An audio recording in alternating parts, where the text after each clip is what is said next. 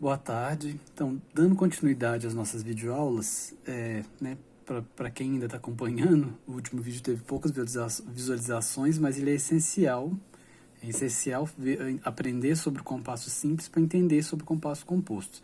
Vocês estão acompanhando a apostila da Maria de Pioli, vocês vão ver que eu estou dando um salto de alguns capítulos só para aproveitar que está fresco a explicação sobre o compasso simples e já explicar sobre os compassos compostos. Então, coisas que a gente tem que lembrar. O que é a unidade de tempo e unidade de compasso, né? Vamos pegar o compasso mais comum, 4x4. A gente relembra então, que o numerador representa a quantidade de tempos de um compasso. Então, isso quer dizer que se tem um 4 aqui, a gente vai ter 4 tempos nesse compasso. E o denominador indica qual é a figura que vai preencher um tempo nesse compasso. A unidade de tempo. Nesse caso, o 4 é igual a C mínima. Lembrando, né, sempre bom lembrar, que tem a ver com a divisão proporcional dos valores. Número 4 é esse, é a C mínima, 8 a colcheia, 2 a mínima. Esses vão ser os mais usuais, né? 16 semicolcheia.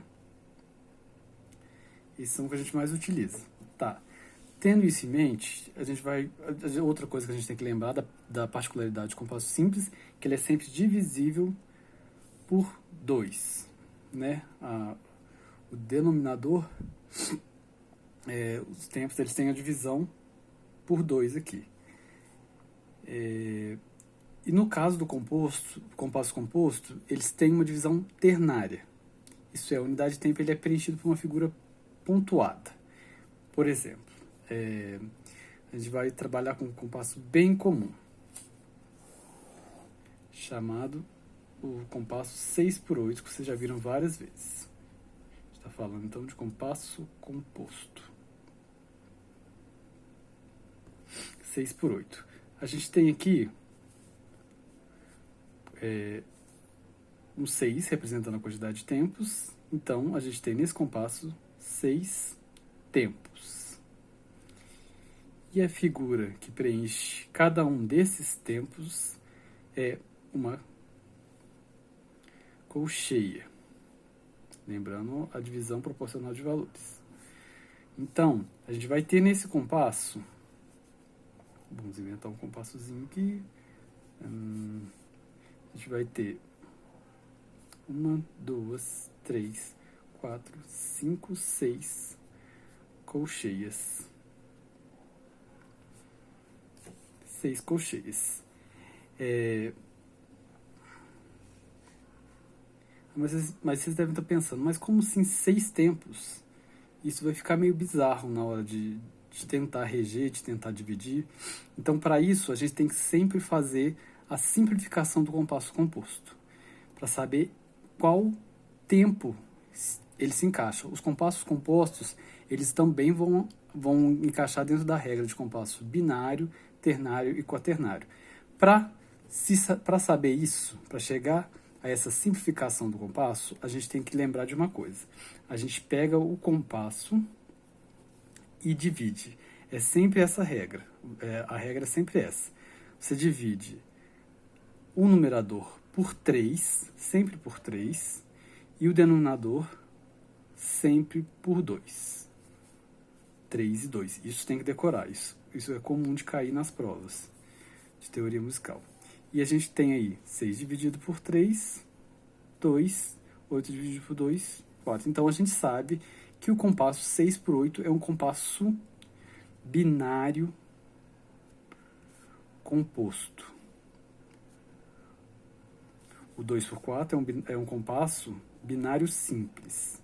Binário simples, binário composto. Então, a gente sabe que na hora de reger, na hora de subdividir, como se fosse a banda, a gente vai fazer 2 tempos. Regência 1, 2. 1, 2. E, então, se a gente sabe que a gente vai ter 2 tempos, a gente vai ter que fazer uma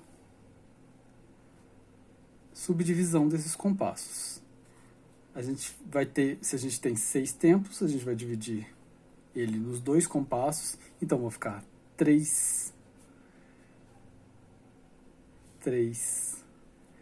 colcheias para o primeiro tempo, 3 colcheias para o segundo tempo. Não confunda esse desenho que eu estou fazendo aqui com Quialtra. A gente ainda não entrou no que é Quialtra, a famosa tercina. Eu só estou fazendo isso aqui para representar que esse é o primeiro tempo e o segundo tempo. Essas 3 notas estão no primeiro tempo, essas 2 notas no segundo tempo. Então, como a gente sabe então que é um compasso binário, a gente tem que partir para descobrir qual que é a unidade de tempo. A colcheia aqui é a figura que preenche um tempo dos 6, mas a gente tem uma unidade de tempo diferente para preencher essa divisão binária. A gente vai precisar somar essas 3 notinhas aqui. A gente sabe que a soma das 3 é igual a uma semínima pontuada. Então, a unidade de tempo, aquela que vai preencher um tempo no compasso, é a semínima pontuada. Então, vocês veem isso que torna o compasso composto. Os compassos compostos mais comuns, vou dar mais uns exemplos daqui a pouco, são 6 por 8, 12 por 8 e 4 e 6 por 8, 9 por 8 e 4 por 8. 6 por 8, 9 por 8 e 12 por 8. Você vê que o numerador é múltiplo de 3 e o denominador continua sendo número de 2, sendo múltiplo de 2. Então, temos o compasso composto. Então, lembrando, essa é a unidade de tempo e a unidade de compasso que preenche esse compasso inteiro. Vocês fazem a soma dessas 2 notas. 1 mais 1, 2. Mais 1. Meio mais meio. 2. Então, a gente tem uma unidade de compasso, que é a unidade que preenche o compasso inteiro. Dividindo, só para vocês terem uma noção, né, de como ficaria. Então, 6 por 8. 1, 2, 3, 1, 2, 3, 1, 2, 3, 1, 2, 3, tá, tá, tá, tá, tá, tá, tá, tá, tá. Então, essa é a subdivisão do compasso composto. Vocês veem que eles têm uma boa diferença de valores, né? Não dá para seguir no compasso composto esse valor quadradinho, de que a colcheia vale meio e tal, tal, tal. Só dá para a gente usar para facilitar na hora de somar, né? De transformar em unidade de tempo e unidade de compasso. Então, tendo isso em vista, a gente dá o exemplo de como transformar os outros compassos mais comuns de composto para síntese. Eu vou dar só mais um exemplo, e depois eu vou deixar um exercício para vocês fazerem. Mas senão eu vou facilitar demais a vida de vocês. Vocês vão dividir por 3, dividir por 2. Então, a gente tem 3 por 4. Então, a gente tem um compasso ternário composto.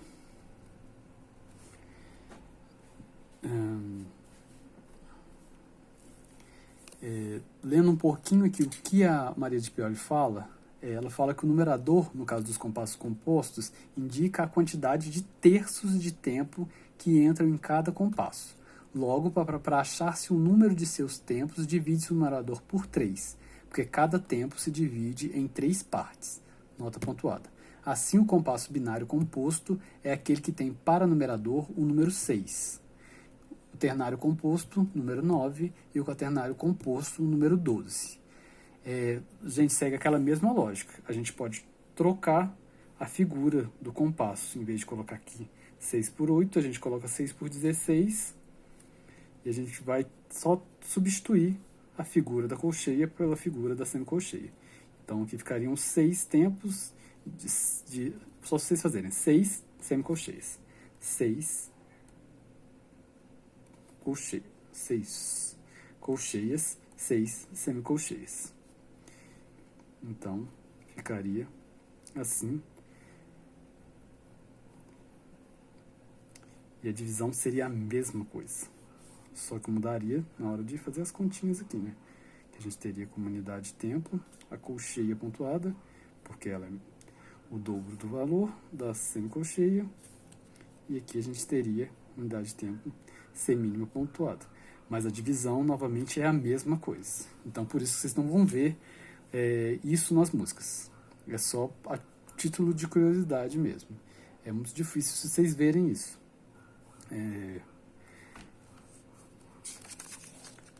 Continuando, outra particularidade, então já te dei os exemplos para vocês.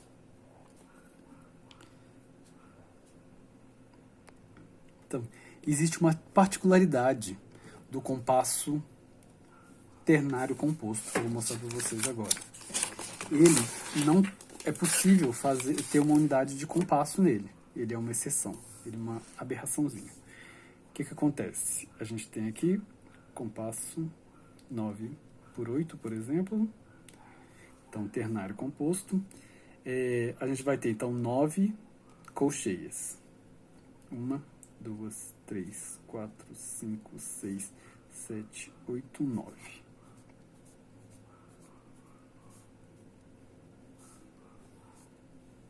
Nove colcheias. Então, a gente sabe que essas 3 colcheias ocupam o primeiro tempo, essas 3 o segundo e essas 3 o terceiro. É um compasso ternário composto. 1, 2, 3. 1, 2, 3.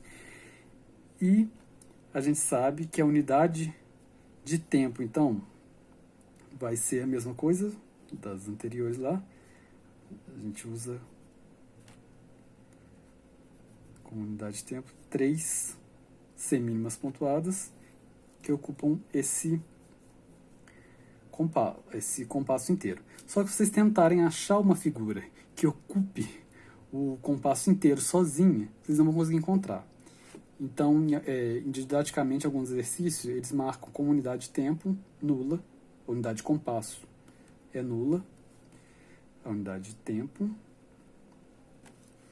é a semínima pontuada, e a gente só tem uma representação de unidade de som, chamada de unidade de som, que é a representação da figura por ela como soa, né? Como soaria a ocupação do compasso inteiro. Então a gente tem aqui a mínima pontuada somada a semínima pontuada. Uma coisinha bem bizarrinha, né? Mas essa é a forma que se é representado o compasso ternário. O compasso ternário é cheio de particularidades.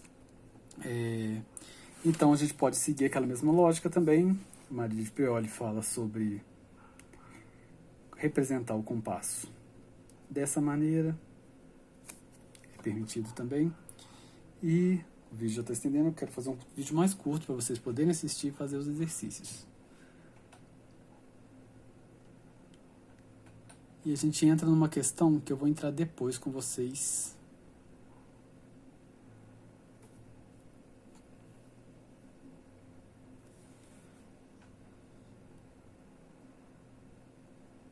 Que é questão de tempo forte e tempo fraco. Tá? Tô dando muita pausa na fala, né?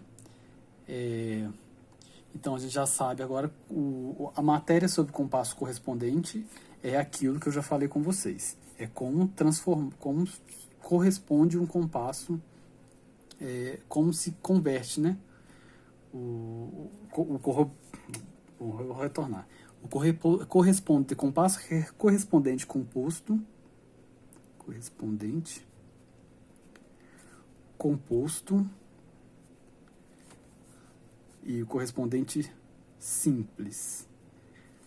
Quer dizer aquilo que a gente fez aquela subdivisão lá. A gente sabe que vou continuando no 9 por 8, o 9 por 8, compasso composto, corresponde a um compasso simples 3 por 4, fazendo aquela lógica matemática, dividir por 3, dividir por 2.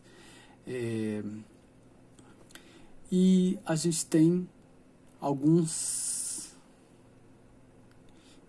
Essa é a questão do compasso correspondente. Não tem muito mistério nele, não. Então, correspondente simples, correspondente composto.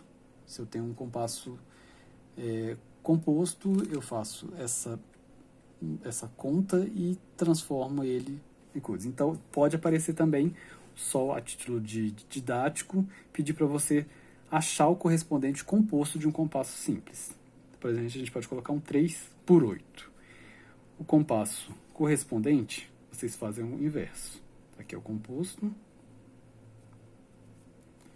Vocês multiplicam por 3 e por 2. Então, o compasso correspondente composto vai ser 9 por 16. Se a gente tiver, mais um exemplo, aproveitando, assim, o ternário simples mais comum, 3 por 4. Se a gente quer transformar ele em composto, a gente faz a mesma coisa, a gente tem um 9 por 8. Por hoje é isso. Eu vou enviar um exercício. Eu acho que eu falei tudo que eu precisava para vocês fazerem esse exercício. Se vocês acharem que não é o suficiente para realizar o exercício, gostaria que vocês se esforçassem para fazer, porque ele ajuda bastante. Não é um exercício retirado do Maria de Pioli, fui eu mesmo que montei há alguns anos, para algumas aulas nos anos anteriores. Mas se vocês tiverem dificuldades, retomem o livro de Maria Luísa de Pioli, Matos de Pioli, o volume 1, que as respostas vão estar todas lá. Mas tentem fazer, primeiramente, sem olhar. Se tiverem com dificuldade ainda, não estiverem entendendo, façam olhando o livro. Se não tiverem conseguindo, se tiverem perdido no grupo aí o material, vocês me pedem de novo que eu envio novamente. Então, por isso é hoje, por hoje é só. E bons estudos. Eu estou falando tudo errado, mas é a vida.